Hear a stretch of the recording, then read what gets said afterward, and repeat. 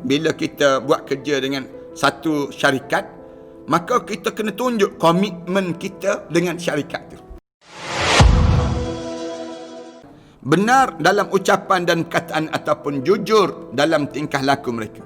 Membenarkan dengan tubuh badan. Orang panggil demikian. Macam kita kan, bila kita buat kerja dengan satu syarikat, maka kita kena tunjuk komitmen kita dengan syarikat itu.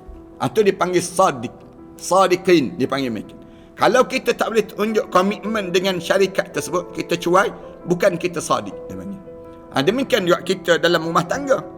Bila kita berumah tangga, kita siddiq dalam rumah tangga kita. Komitmen kita dalam rumah tangga kita. Tunjuk tingkah laku kita, tanggungjawab, kebertanggungjawaban dalam rumah tangga, itu tanda dipanggil siddiq dipanggil. Orang yang siddiq dalam jujur pada diri dia.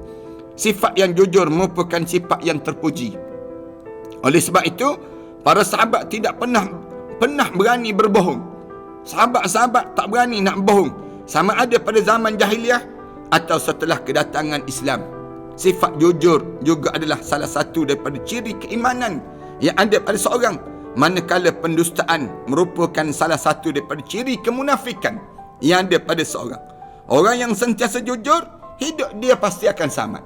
Hidup kita ni, biar kita ni jaga betul-betul perintah Allah, maka kita akan selamat. Rasulullah sallallahu alaihi wasallam sebut dalam hadis Rasulullah, alaikum bisidqi, hendaklah kamu ni berlaku jujur dalam hidup kamu. Rasulullah sebut demikian. Fa inna sidqa yahdi ilal birri, kerana dengan kamu menjadi manusia yang jujur ini membawa kebaikan dalam hidup kamu. Ini istilah yang kita nak sebutnya. Maknanya bila kamu ni hidup dalam keadaan jujur, kamu akan membawa kebaikan pada kamu. Wa innal bir yahdi ilal jannah, bila kamu dah dapat kebaikan yang banyak dalam hidup kamu, membawa kamu ke syurga Allah Subhanahu wa taala. Wa innar rajula la yasduqu hatta yaktuba indallahi siddiqan.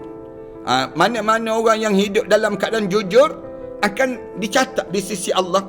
Orang yang benar-benar siddiqan dipanggil. Orang yang benar-benar hidup dalam keadaan siddiq dipanggil.